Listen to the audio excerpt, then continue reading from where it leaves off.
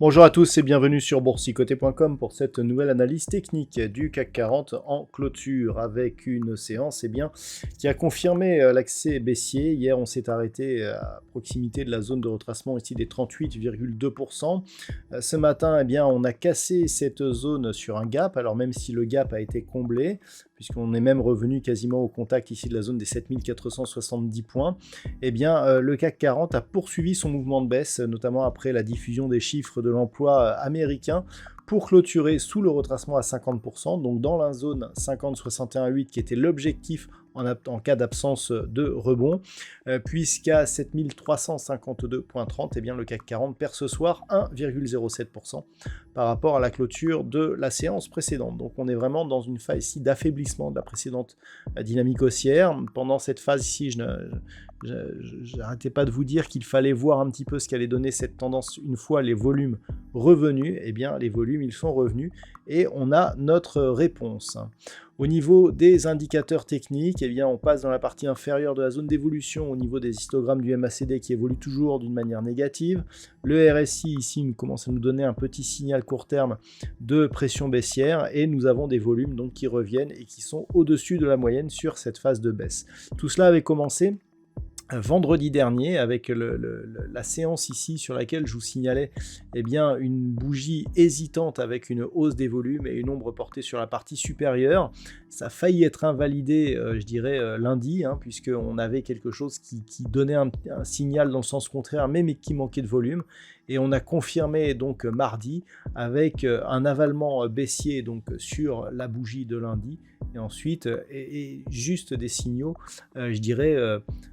baissier. Alors, si on revient sur cette configuration, on n'a eu que des gaps cette semaine, donc tout petit gap baissier à l'ouverture lundi. Bon, le seul gap haussier que l'on a eu, c'était pour avoir un avalement par la suite. Donc gap haussier qui se transforme en avalement, gap baissier donc que l'on peut considérer comme gap de rupture, puisque nous étions toujours dans une dynamique plutôt haussière consolidée horizontalement. Donc gap de rupture ici qui signale la sortie de la tendance, gap de continuité comblé en séance, gap de continuité comblé en séance. Tous les jours de la semaine, nous avons eu un gap ouvert dès l'ouverture. Donc c'est dire que la nervosité est revenue sur les marchés avec un certain dynamisme et que pour l'instant, ce dynamisme se manifeste à la baisse. Au niveau du palmarès des valeurs, donc c'est une séance forcément dans le rouge par rapport justement à ces valeurs. Nous en avons quelques-unes malgré tout dans le vert, à commencer par Dassault Systèmes qui gagne 1,98%, suivi d'Unibail-Rodamco Westfield plus 1,47%, ou Danone plus 1,24%. Derrière, Engie ou Carrefour sont sur des hausses proches de 0,5%. Au niveau des plus fortes baisses, on retrouve Kering qui perd 3,55%, ST Microelectronics moins 3,04. Derrière, Renault, Téléperformance ou Saint-Gobain sont sur des baisses légèrement inférieures à 3%. Donc on le voit, une pression baissière qui s'exerce. Donc nous avons cette semaine une phase de hausse qui est invalidée dans sa continuité, puisque nous avons ici un gap de rupture et des signes de force qui laissent à penser que la baisse n'est peut-être pas terminée. Avant d'aller plus loin, je vous propose de regarder ce que tout cela donne en vue hebdomadaire, voilà, pour constater que nous avions ici cette phase de hausse et qu'on a un signal de retournement. Donc on revient ici sur une zone de support intermédiaire, la zone des 7365 points que l'on casse, et clairement sur cette vue en hebdomadaire, ce que l'on peut observer, c'est qu'on a ici des contacts sur la bande de Bollinger inférieure, un rebond technique qui vient ici au contact de la moyenne mobile 20 exponentielle et un retour à un mouvement baissier. Donc d'un point de vue moyen terme, c'est baissier, ça le reste. On a tous les éléments ici qui nous permettent de constater que ça peut se poursuivre. Au niveau des indicateurs techniques, on repart sur une évolution baissière au sens des histogrammes du MACD. Ça reste neutre au niveau du RSI et on augmente les volumes. Donc on voit bien les histogrammes Je dirais depuis cette phase de retournement ici, les histogrammes qui dépassent le plus de la moyenne eh bien, sont les histogrammes rouges, ce qui nous indique que c'est la dynamique baissière qui a le vent en poupe actuellement. Donc sur cette vue, eh bien, on peut voir effectivement, on peut observer le retournement de tendance, et vu ce graphe, eh bien, on peut considérer ici d'un point de vue moyen terme que on pourrait revenir donc sur le point bas de le point bas du 5 août, hein, donc qui est proche des 7030 points. J'y reviendrai d'ailleurs sur la vue en daily, puisque selon certains signaux, eh bien, c'est ce que nous indiquent aussi les retracements de Fibonacci. Donc globalement, tant que l'on reste sous 7365 ici, bah, c'est clairement baissier. L'objectif est un retour ici sur la zone des 7030 points si on casse donc le retracement à 61,8%, donc la zone grossièrement des 7280 points. Pour avoir un retournement de tendance, il faudrait casser d'une manière un peu plus pérenne cette moyenne mobile 20 exponentielle et évoluer durablement au-dessus ici des 7725 points, qui était la zone de point haut ici que je vous indiquais sur cette bougie, pour vraiment réimpulser un mouvement haussier. On était neutre, il fallait casser cette zone de point haut ici pour repasser en dynamique haussière, et eh bien c'est l'échec, et donc on repart sur une continuité baissière sur cette unité de temps hebdomadaire.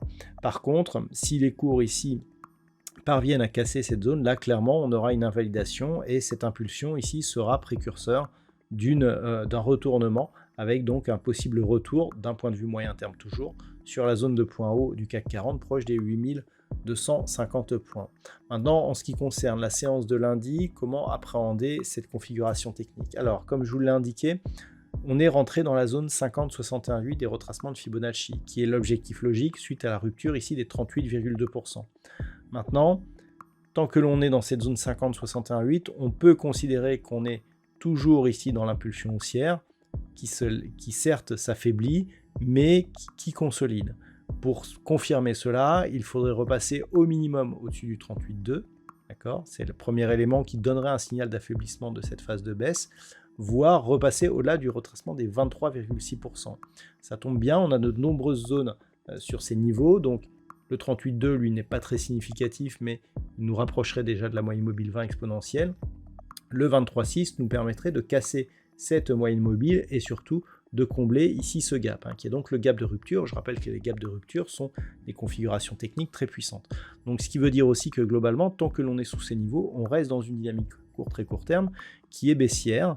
Et donc l'objectif, si on reste à la baisse, c'est en cas de rupture ici des 7283 points, eh bien d'aller rechercher un retracement total, ce qui nous emmènerait ici sur 7030 points, grossièrement, le point bas que nous avions eu le 5 août et qui définissait ici eh bien, le support oblique baissier, donc de poursuite dans la tendance. Donc, par rapport à la dynamique, on ne reviendrait pas forcément dans ce trend. Je ne dis pas que cette perspective, elle est pour lundi, mais en tout cas, en cas de rupture, c'est l'objectif qu'il faudra attendre au bout de quelques jours.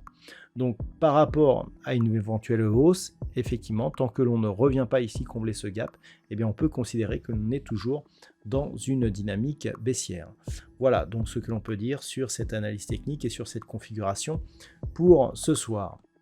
D'un point de vue statistique, eh bien, ça s'annonce, alors ça pourrait se calmer, mais rester baissier pour la semaine prochaine. Il n'y aurait pas, selon les statistiques, de rebond envisageable avant la semaine d'après, donc à partir de lundi, pas lundi qui vient, mais lundi d'après, on commence à avoir des probabilités haussières qui commencent à apparaître. Voilà ce que l'on peut dire donc sur cette analyse technique du CAC 40. Je vous souhaite de passer un très bon week-end. On se retrouve dès lundi prochain pour d'autres analyses techniques, toujours sur le site boursicoté.com.